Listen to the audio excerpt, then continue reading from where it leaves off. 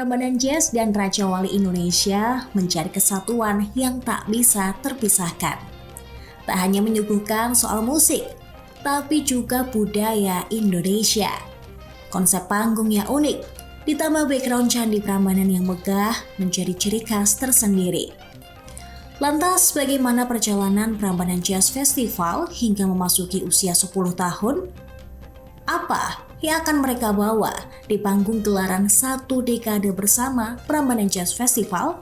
Prambanan Jazz Festival sudah memasuki usia ke-10 dan kita akan melihat bagaimana persiapannya dan akan ada kejutan apa di Prambanan Jazz tahun 2024 ini. Sudah bersama saya, founder dari Prambanan Jazz Festival, Pak Anas Alimi. Selamat sore Pak Anas. Selamat sore, Mbak Sarah. Kabar baik ya Pak Anas ya? Alhamdulillah, baik-baik. Oke, kayaknya kalau Raja Wali Indonesia dan Prambanan Jazz nggak bisa dipisahin nih Pak. Ya, betul. Karena promotornya Prambanan Jazz adalah Raja Wali Indonesia.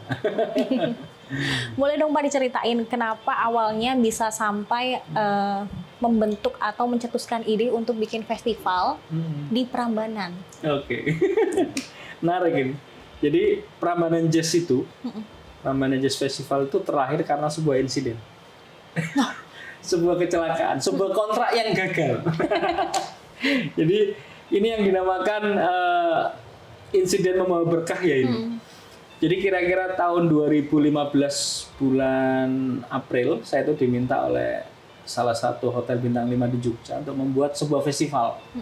Karena sebelumnya kita bikin konser di situ sukses internasional, terus kita bikinkan. Nah, salah artis line up-nya adalah Kenny G. Gitu.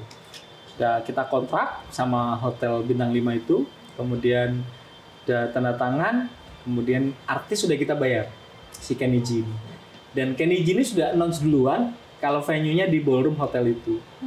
Itu bulan Agustus dia announce. Jadi acaranya itu tanggal 16 Oktober 2015.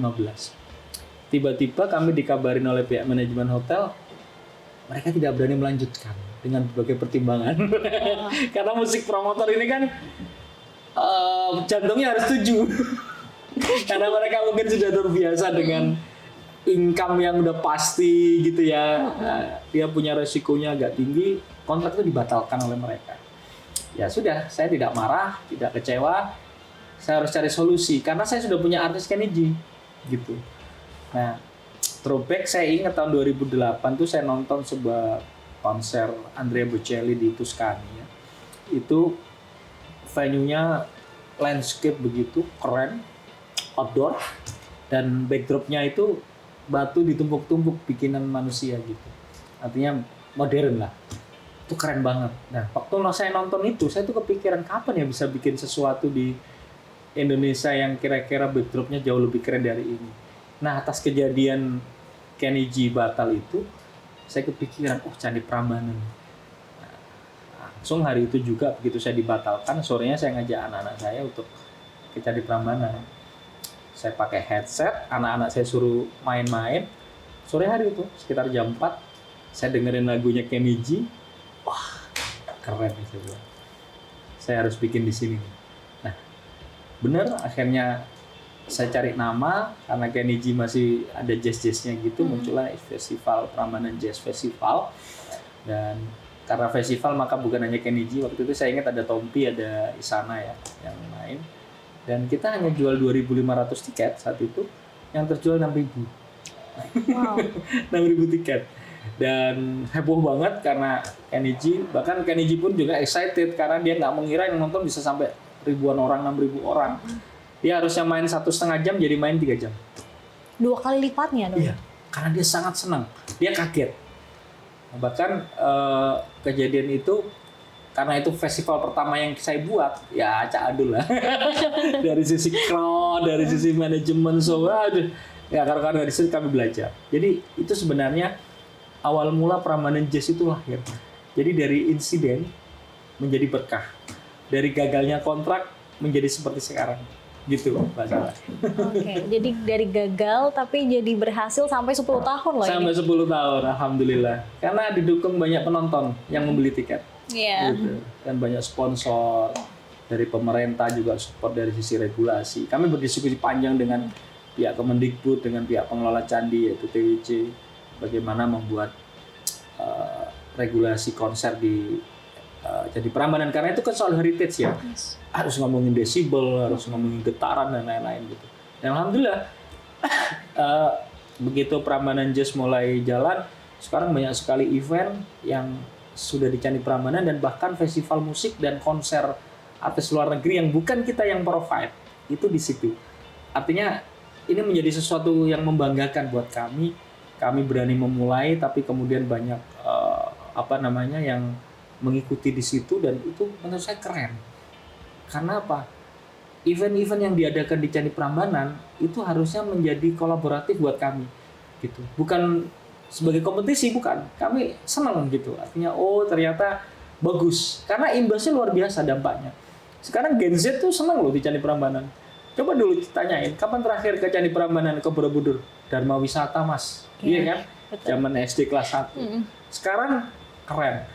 Orang ke Candi Prambanan selfie, backdropnya Candi Prambanan. Nah, ini menjadi sesuatu, menjadi goals buat kami bahwa ini sukses. Apa yang kami lakukan itu. Gitu.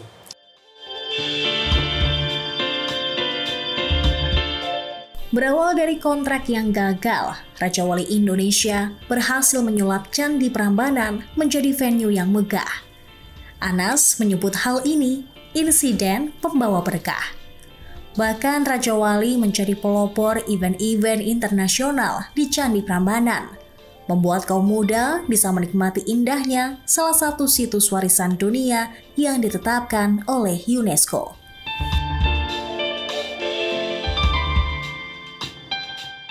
Sudah bersama saya, Project Manager dari Prambanan Jazz Festival 2024, ada Mbak Uci Bella ya, aku panggilnya supaya lebih akrab gitu.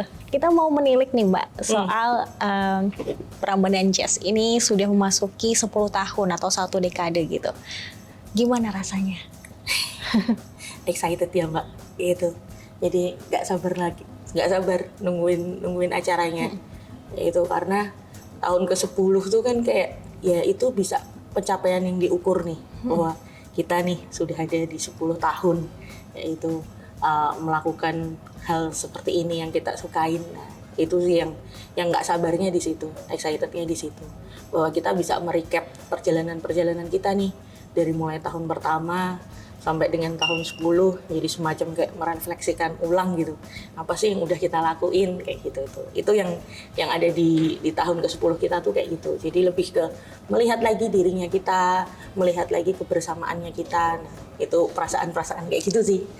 Tapi ini mendekati hari H pasti rasanya kayak deg-degser gitu. Pasti Mbak, pasti. Jadi udah mulai banyak nih yang ngontak, jadi udah semakin banyak yang ngontak. Terus kita kan juga kalau mungkin dari tanggalnya penonton kan itu masih sekitar seminggu lebih, tapi di kalender kita ini kita tinggal 3 hari ke depan aja gitu. Jadi di 3 hari ke depan ini kita udah harus ngelihat nih, acaranya sudah mulai, sudah ini semuanya gitu. Jika menilik lebih cermat, selalu ada artis Grammy yang dihadirkan untuk tampil di panggung Prambanan Jazz. Anas Alimi menyebut konsep event ini adalah memadukan 2 mahakarya, Candi Prambanan dan musik. Ia ingin menyuguhkan pengalaman baru bagi pecinta musik tanah air. Khususnya Prambanan Jazz selalu identik dengan ini juga Pak, artis-artis peraih Grammy yang selalu dihadirkan itu. Kenapa harus Grammy sih?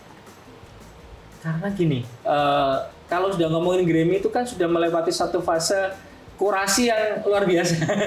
sudah nggak bisa didebat lagi kan? Iya. Kalau udah peraih Grammy udah selesai lah. Jadi saya sebenarnya numpang mengkurasi.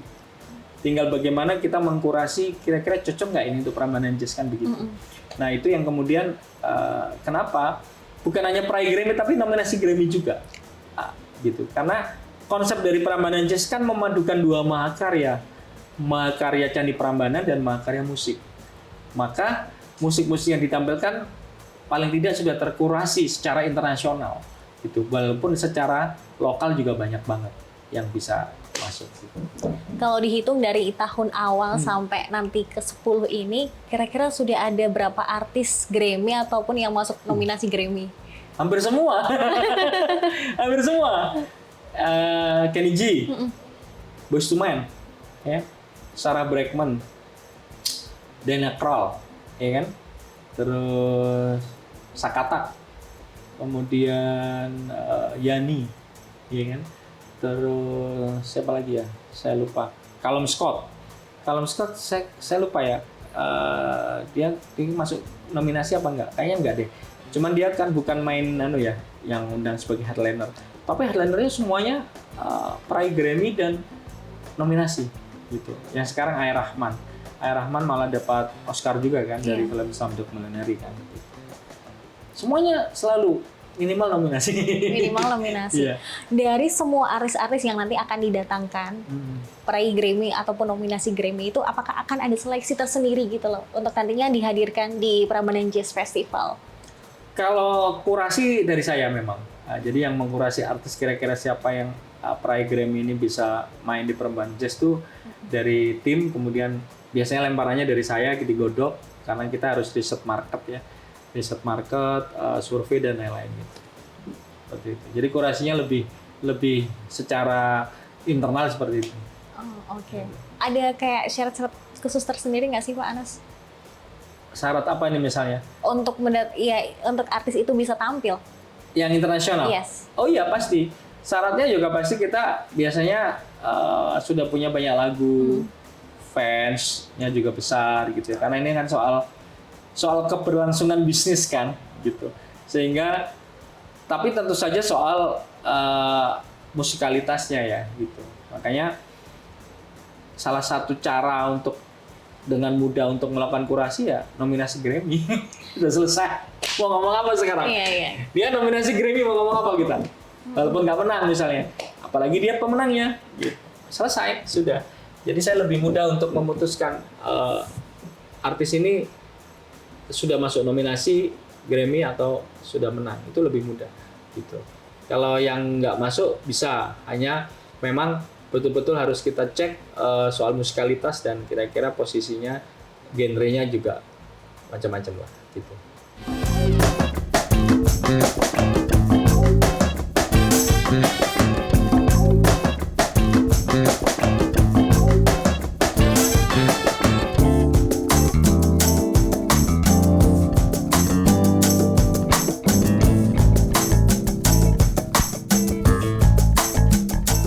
Sudah bersama saya Direktur Raja Wali Indonesia Taufik Raharja. Halo Mas Taufik.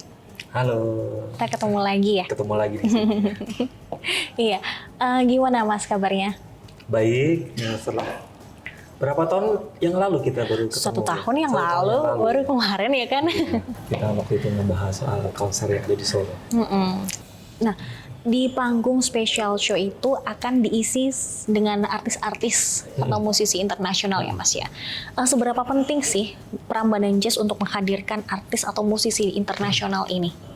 Ya, seperti tujuan awal dari Prambanan Jazz ya, Prambanan Jazz Festival itu juga dihadirkan sebagai bentuk branding promosi budaya Indonesia ke tingkat internasional. Artinya kita mengundang mereka untuk datang ke Indonesia sebagai ambassador atau duta kebudayaan.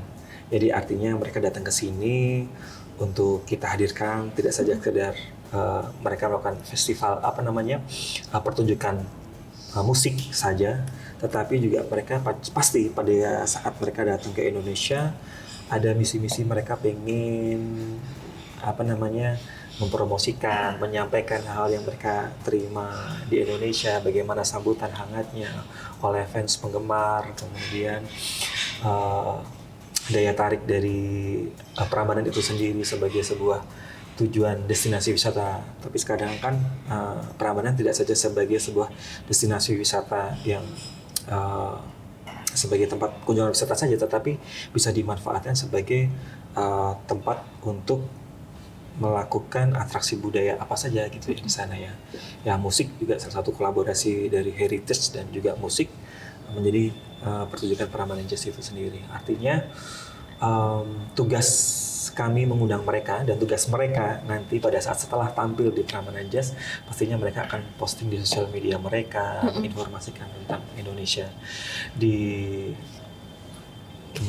dunia, kepada dunia, seperti itu. Oke. Kalau dari pihak promotor nih, penyelenggara sendiri, ketika menggait artis-artis internasional, ada nggak sih Mas kriteria khususnya gitu?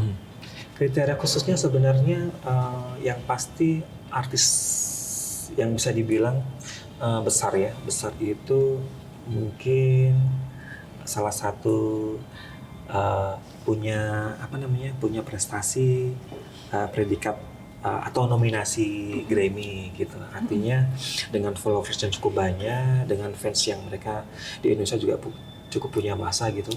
Pastinya untuk orang datang gitu ke tempat seperti Prambanan gitu menjadi daya tarik sendiri gitu.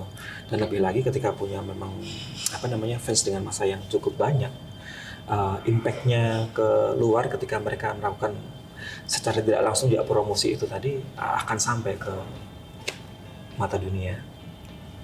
Oke, berarti ini ya sekaligus untuk mempromosikan Indonesia tadi di mata dunia. Betul. Begitu.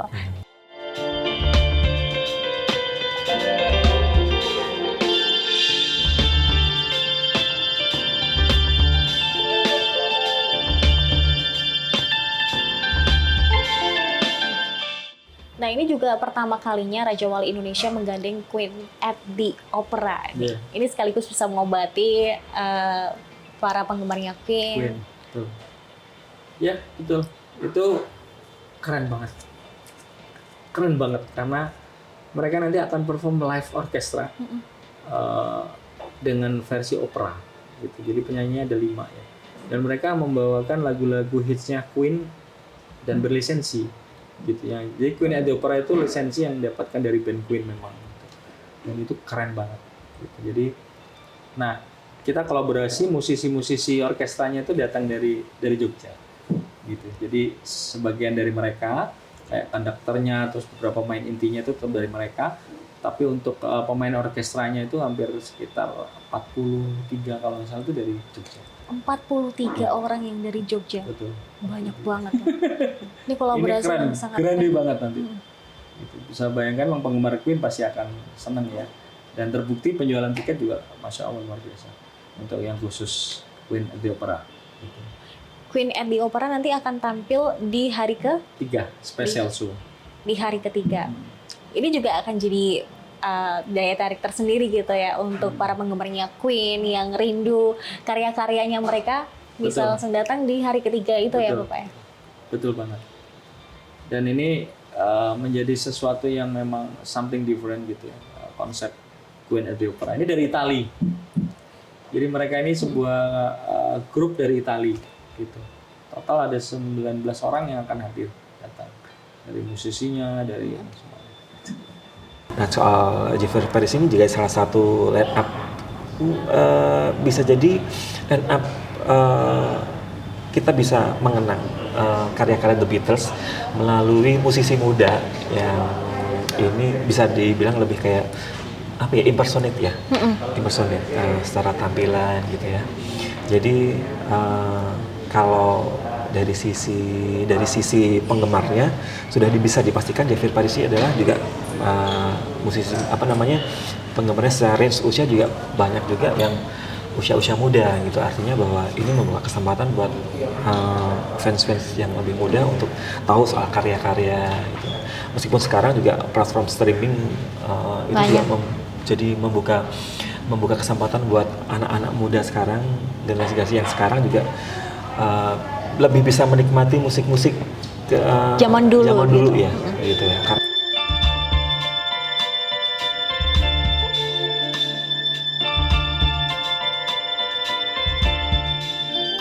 Tak hanya musisi jazz yang unjuk kebolehan, ada beragam artis bergenre luar jazz yang bakal memuaskan PCF lovers. Sebut saja JKT48, Nadine Amizah, Javier Parisi, Dewa 19, hingga Gigi Unplugged.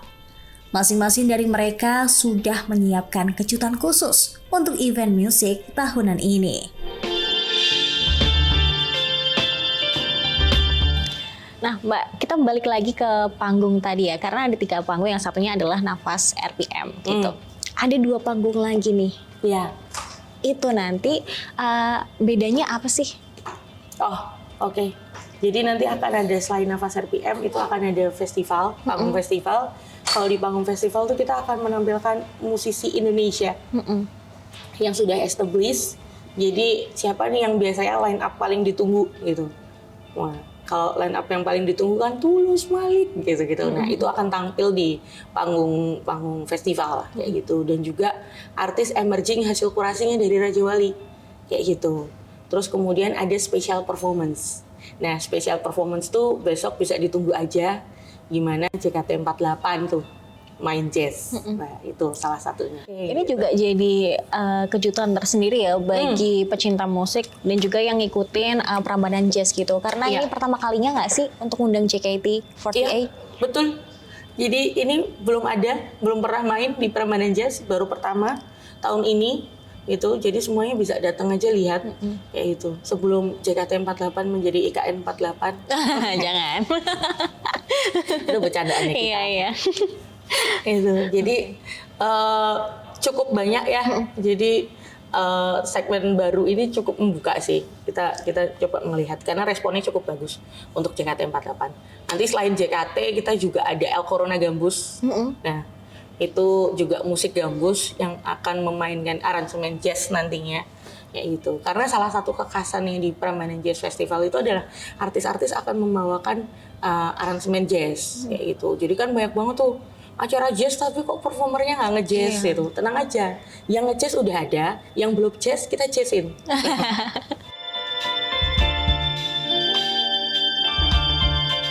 Ini kan festivalnya adalah festival jazz nih, Mas.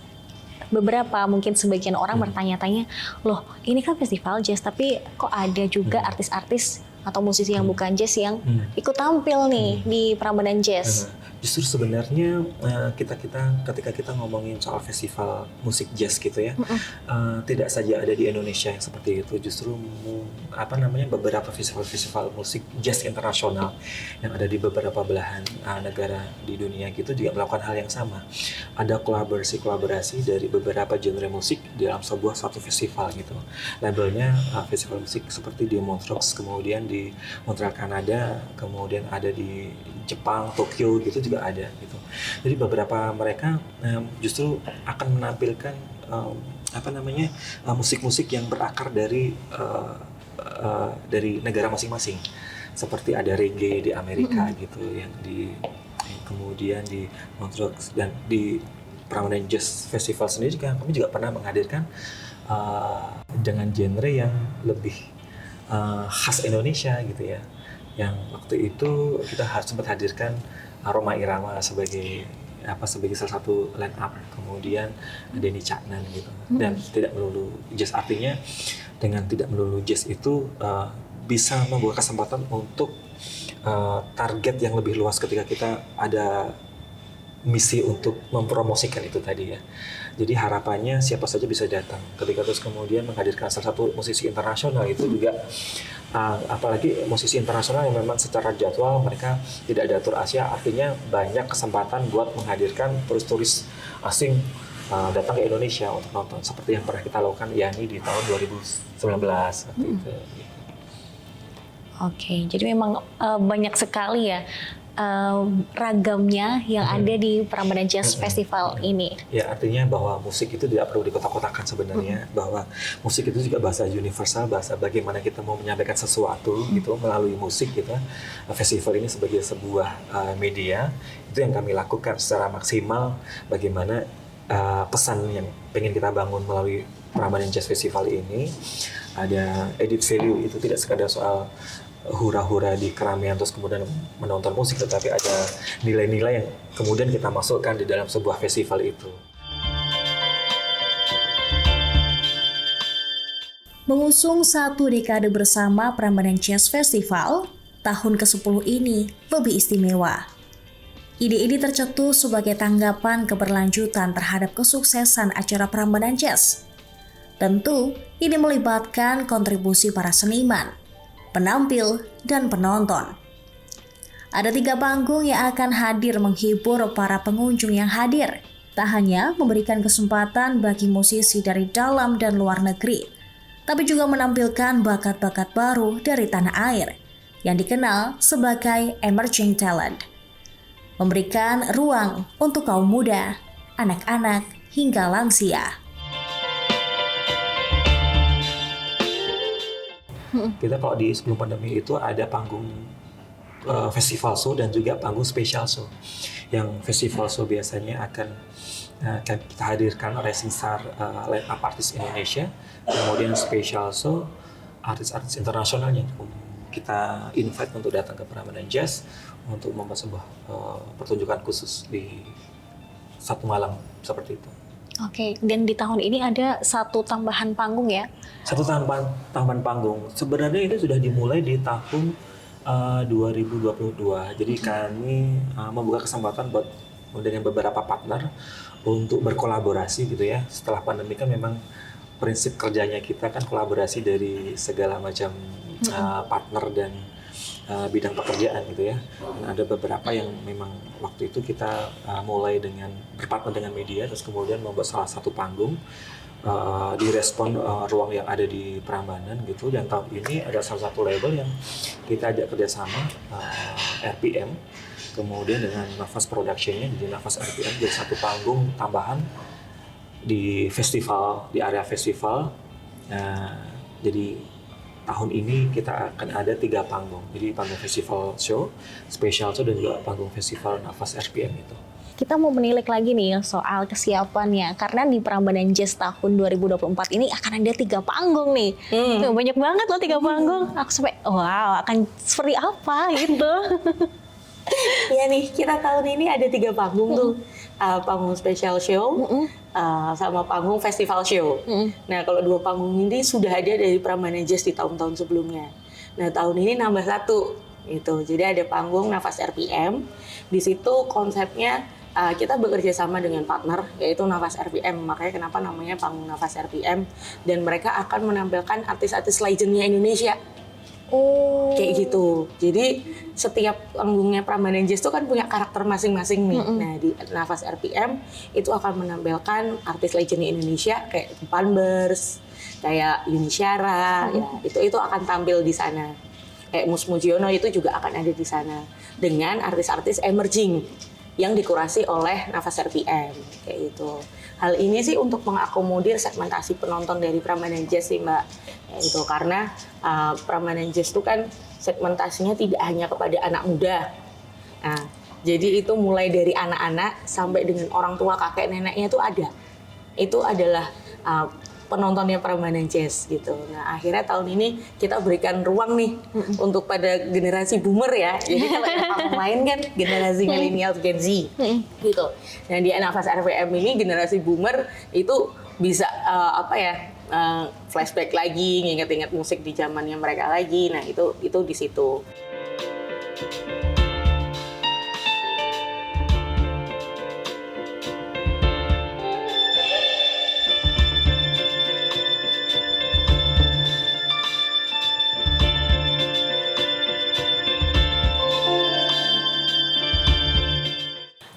Prambanan Jazz ini juga terkenal dengan family friendly gitu. Yes. Selain untuk anak-anak muda, Benar. ada orang tua nanti yang akan datang dan juga anak-anak kecil. Ini Yes. ada kayak kids corner gitu. Yeah. Tadi sempat disinggung dengan Mbak Uci dan juga Mas Taufik ini.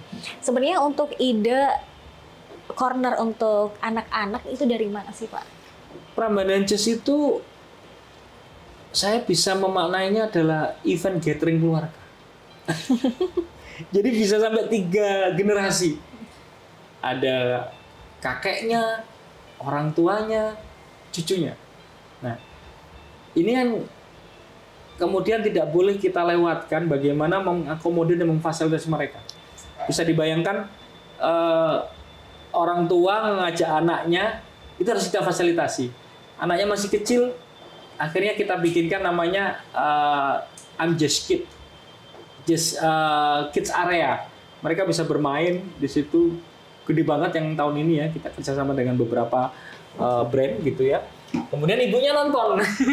Bapaknya juga biasanya mau ngafe. Di situ banyak sekali kafe besok. brand-brand besar sudah bergabung dengan kita. Di situ bisa ngopi, menikmati musik dan menikmati ini. Semuanya kita akomodir. Dari kakeknya juga kita kasih suguhan-suguhan. Besok ada Pampers, ada Panjaitan Bersaudara juga akan main di situ. Jadi semuanya kita siapkan. Dari sisi line up-nya juga 3 generasi, semuanya ada.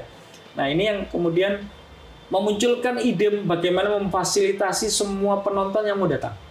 Semuanya ada. Bapaknya pengen apa ada, ibunya pengen nonton ada. Anaknya ditinggal nonton, udah suruh mainan gitu.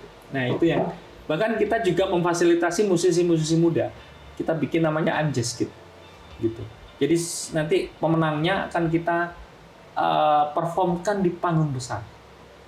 I'm Just Kid ini baru mulai tahun kemarin dan luar biasa, peminatnya memang banyak banget.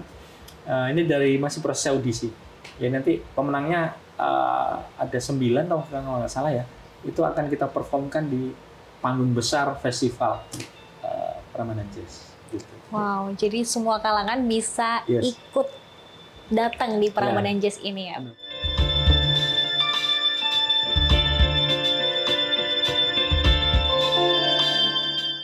Sisi lain dari festival musik adalah sampah yang ditinggalkan. Sebagian pengunjung terkadang kurang sadar untuk menjaga kebersihan venue. Sampah plastik misalnya, yang selalu menempati urutan pertama limbah yang sering dijumpai di event musik. Belum lagi sisa makanan dari pengunjung.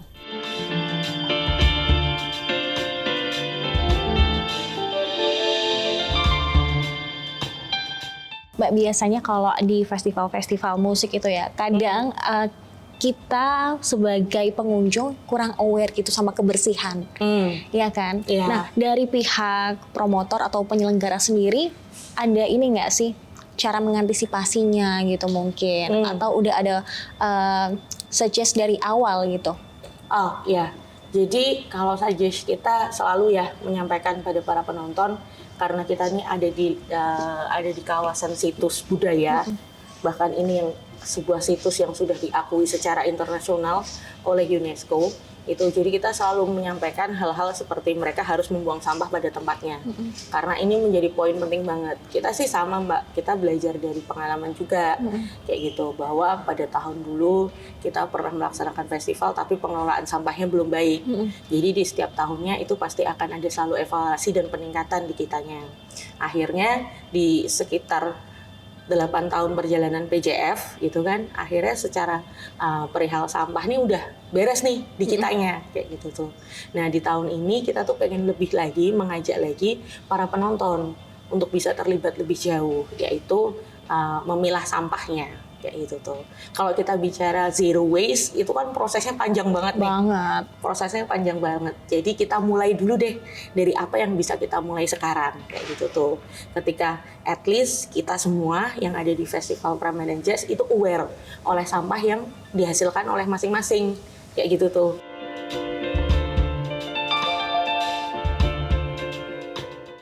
Hadirnya Prambanan Jazz turut menimbulkan efek domino di masyarakat. Venue yang terletak di Jawa Tengah menambah pendapatan sendiri ke daerah. Sementara itu, banyak pengunjung yang datang sengaja menghabiskan waktu lebih lama untuk mengeksplor tempat-tempat wisata di Yogyakarta. Industri perhotelan, UMKM, hingga kuliner pun ikut kebanjiran efeknya.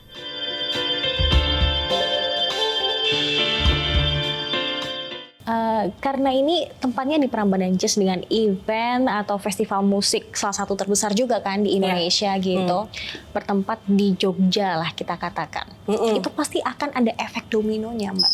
Wah. Ya kan, nggak hanya untuk Candi Prambanan aja gitu. Iya. Itu apakah juga salah satu goals dari pihak penyelenggara? Iya, betul. Jadi ini adalah cita-cita besarnya para founder, yaitu Bapak Anas. Itu bahwa Prambanan Jazz itu dapat memberikan efek secara region di daerah, bahkan juga secara internasional kayak gitu tuh.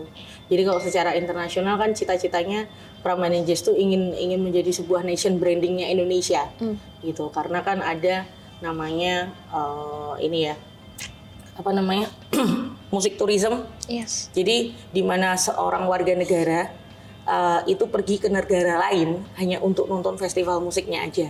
Kayak gitu. Nah, itu kan ada sebuah industri seperti itu. Nah, itu cita-citanya Pak Anas. Jadi bagaimana orang-orang di mancanegara tuh bisa datang tuh ke Indonesia gitu untuk melihat Prambanan Jazz kayak gitu. Sama halnya kayak misalnya kita pergi nih dari sini ke Coachella atau ke Download Festival atau ke Fuji Rock. Nah, itu kan sebuah industri yang sudah berjalan. Nah, Prambanan Jazz ingin hadir di situ juga menjadi sebuah nation branding kayak gitu. Ketika orang bicara festival musik apa yang ada di Indonesia, salah satunya adalah Prambanan Jazz kayak gitu. Nah, di sini kalau untuk perekonomian daerah itu tentu berperan kayak gitu. Karena nggak cuma warga regional Indonesia atau Jogja aja, tapi juga mancanegara di mana mereka hotel, transportasi, bahkan kuliner kayak gitu. Itu pasti selalu jadi itinerary wajibnya nih dari orang-orang cari kuliner ke Jogja. Gitu. Itu pasti banget sih. Kalau Jogja kalau belum coba kulinernya kayaknya kurang gitu ya kan. Itu. Tapi tenang aja, besok di Prambanan Jazz ada namanya Pasaraya. Oh oke. Itu apa aja yang di Pasaraya tuh? Kuliner yang ada di Jogja apa? Coba Mbak sebutkan. Gudeg, Udah pasti. sate. Nah, kelapa itu juga pasti kayak gitu tuh. Jadi semua nanti bisa tuh datang aja ke Pasaraya. Ada banyak menu-menu khas Yogyakarta di sana. Gitu. Oh ini sekaligus menggandeng UMKM yang ada di sekitar gitu juga ya berarti ya? Betul. Jadi di Jogja ini kan setiap sudutnya itu punya kuliner sendiri-sendiri. Di Imogiri ada sate kelata, ya kan. Di Gudeg ada di Wijilan atau di Jalan Ngaliurang gitu. Entok Slunget ada di Turi gitu. Nah kita coba reach para UMKM yang ada di wilayah itu untuk yuk buka di Prambanan Jazz kayak gitu, supaya menjadi direktori baru untuk para wisatawan kayak gitu. Jadi kalau sebelumnya sate kelataknya siapa sih yang biasa ke Jogja gitu, nah kita coba hadirkan sate kelatak yang lain kayak gitu, yang itu sesuai rasanya. Jadi kita kurasi juga. Pasaraya itu tugasnya mengkurasi tuh nanti, menyajikan makanan-makanan apa tuh nanti yang enak gitu. Oke, kalau untuk persiapannya UMKM-nya sendiri saat ini udah berapa persen, Mbak? Sudah done ya Mbak, jadi sudah selesai. Kita sudah mengkurasi dan besok kurang lebih akan ada 40 tenan. 40 tenan terdiri dari makanan khas Jogja dan juga makanan yang kekinian kayak gitu tuh. Jadi makanan kekinian tapi yang khas Jogja juga gitu. Jadi kalau misalnya sekarang kayak apa ya, mie ayam apa nih gitu, yang jadi orang Jogja makannya itu kayak misalnya kayak gitu.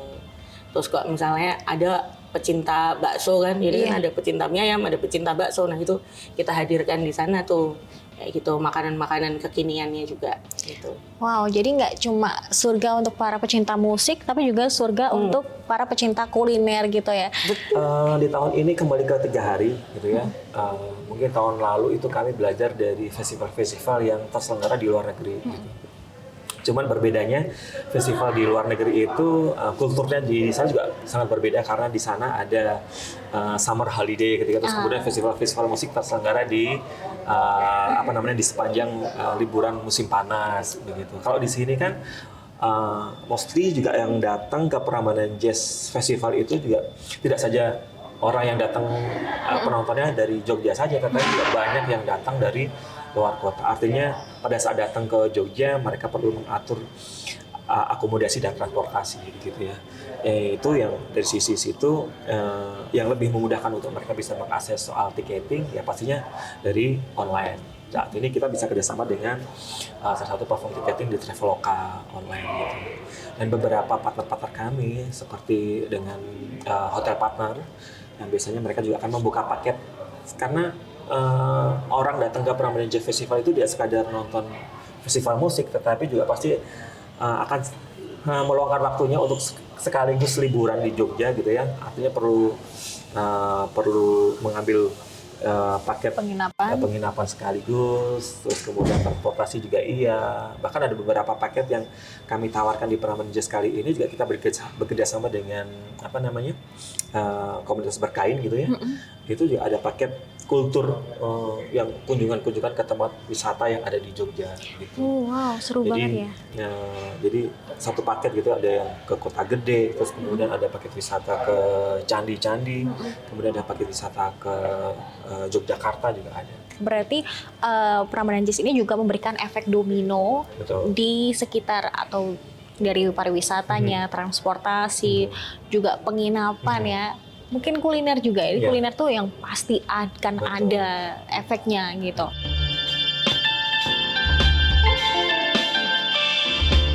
Prambanan Jazz menarik minat para pecinta musik, tak hanya jazz, tapi juga semua kalangan. Pesona Candi Prambanan menjadi daya tarik tersendiri bagi turis mancanegara yang datang. Ini sekaligus mengenalkan kebudayaan Indonesia di mata dunia.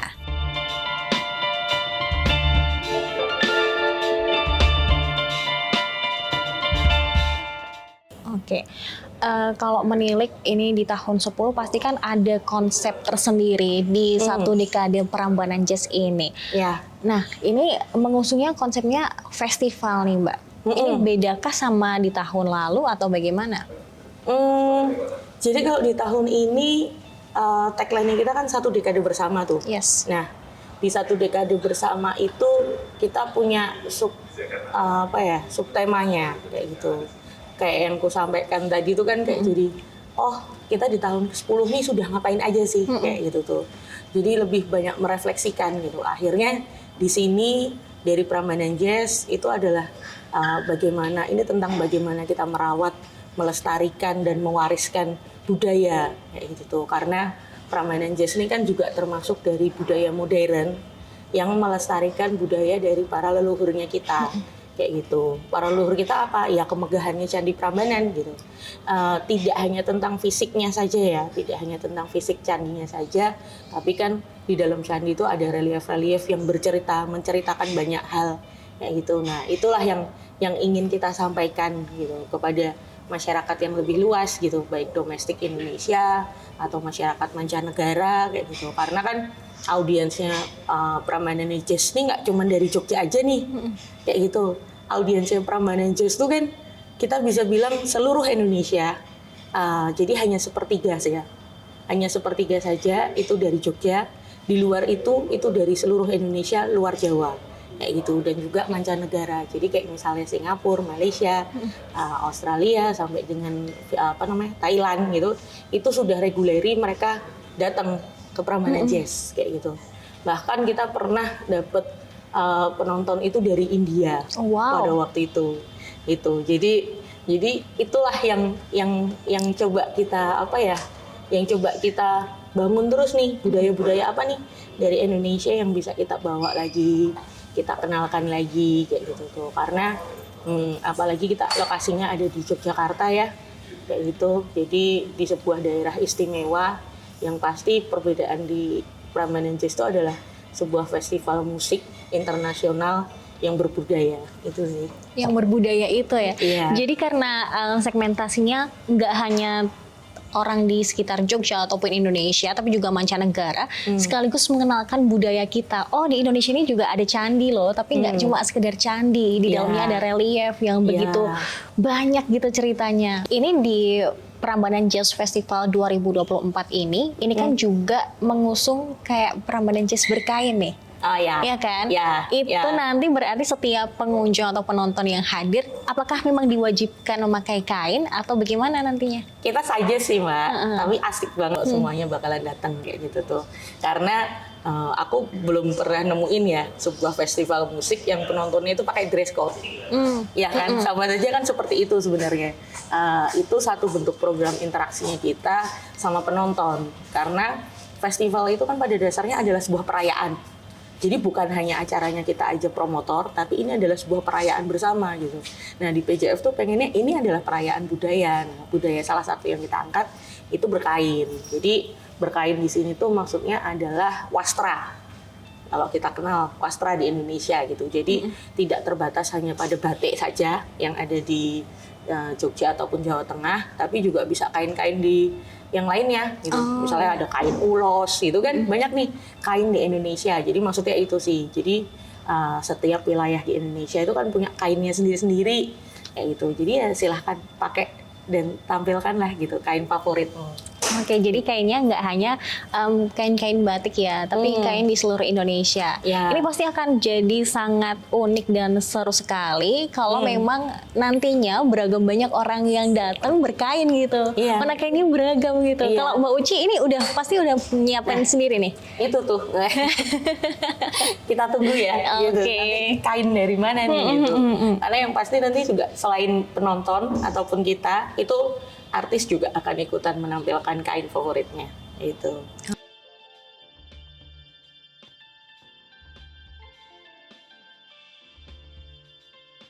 Nah, di panggung special show itu akan diisi dengan artis-artis atau musisi internasional ya Mas ya. Seberapa penting sih Prambanan Jazz untuk menghadirkan artis atau musisi internasional ini? Ya, seperti tujuan awal dari Prambanan Jazz ya, Prambanan Jazz Festival itu juga dihadirkan sebagai bentuk branding promosi budaya Indonesia ke tingkat internasional. Artinya kita mengundang mereka untuk datang ke Indonesia sebagai ambassador atau duta kebudayaan. Jadi artinya mereka datang ke sini untuk kita hadirkan tidak saja sekedar mereka melakukan festival pertunjukan musik saja, tetapi juga mereka pasti pada saat mereka datang ke Indonesia ada misi-misi mereka pengen mempromosikan, menyampaikan hal yang mereka terima di Indonesia, bagaimana sambutan hangatnya oleh fans penggemar, kemudian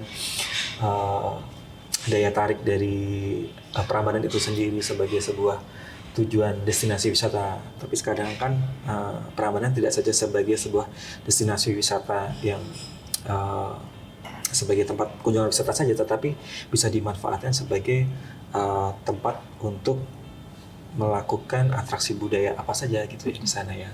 Ya musik juga salah satu kolaborasi dari heritage dan juga musik menjadi pertunjukan Prambanan Jazz itu sendiri. Artinya tugas kami mengundang mereka dan tugas mereka nanti pada saat setelah tampil di Prambanan Jazz pastinya mereka akan posting di sosial media mereka, menginformasikan tentang Indonesia di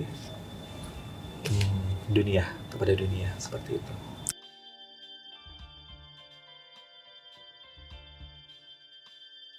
Tahun emas Prambanan Jazz ke-10 menjadi titik bagi Raja Wali Indonesia untuk lebih berkolaborasi dengan beragam partner. Mulai dari panggung, I'm Just a Kid, pasaraya, dan merchandise yang berasal dari pemenang sayembara. Ini akan menambah keberagaman satu dekade perayaan Prambanan Jazz Festival.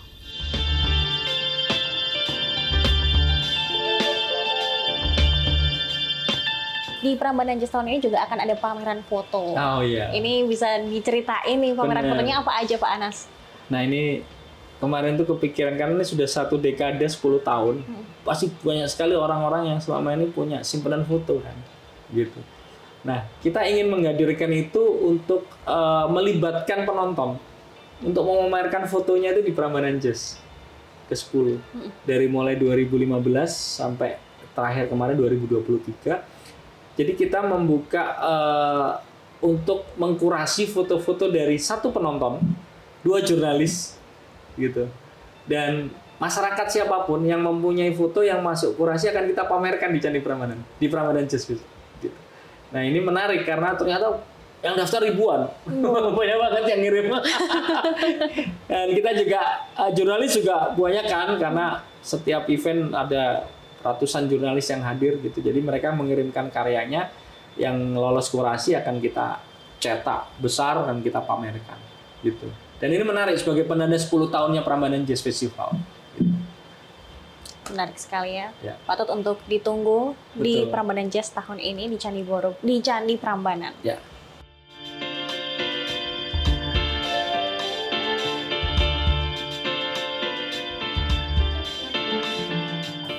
Nah, untuk di 10 tahun Prambanan Jazz ini nih, harapannya seperti apa? Ya harapannya di 10 tahun ini Prambanan Jazz berlangsung akan Ya, kalau kita ngomongin sudah 1 dekade, artinya penonton Prambanan Jazz di tahun pertama sampai di tahun ke-10 ini sudah berganti lagi gitu. Dan banyak juga saya mendapatkan respon dari sosial media kita, email, DM gitu kan, juga banyak yang baru pertama kali datang. Artinya bahwa generasi-generasi yang baru itu juga datang ke Prambanan Jazz. Dan harapannya melalui Prambanan Jazz Festival, pesan-pesan yang ingin kita sampaikan itu tuh juga akan sampai dan dibantu oleh penonton-penonton yang datang ke Prambanan Jazz Festival. Yang harapannya sih sebagai promotor ya akan selalu ramai dan selalu eksis di setiap tahun penyelenggaraan gitu ya. Ya pasti nanti dari secara perwajahan Prambanan Jazz pun juga nanti juga akan berubah setiap tahunnya, termasuk mungkin dari sisi ide-ide segar dari tim-tim yang terlibat di dalam Prambanan Jazz Festival pun juga akan selalu baru juga gitu ya. Jadi kami nanti sudah menjadi yang sangat-sangat senior gitu, kita supervisi, terus kemudian secara eksekusi juga banyak dari teman-teman yang lebih muda untuk melanjutkan perjalanan Prambanan Jazz Festival ini. Dengan menyumbangkan ide-ide yang fresh lagi. Betul, karena gitu. kami juga butuh sekali banyak masukan-masukan dari sisi konsep, line up dari generasi muda, baik itu yang nonton maupun yang terlibat di Prambanan Jazz Festival. Kenapa harus Prambanan Jazz? Kenapa harus Prambanan Jazz? Karena kalau nggak nonton Prambanan Jazz ketinggalan zaman. Tentu saja itu untuk berselebrasi bersama itu dengan orang-orang tersayang. Kenapa harus Prambanan Jazz? Karena Prambanan Jazz salah satunya festival musik di Indonesia yang site-nya atau venue-nya itu di Heritage, dan Prambanan satu-satunya cuma ada di sini, di Prambanan Jazz Festival.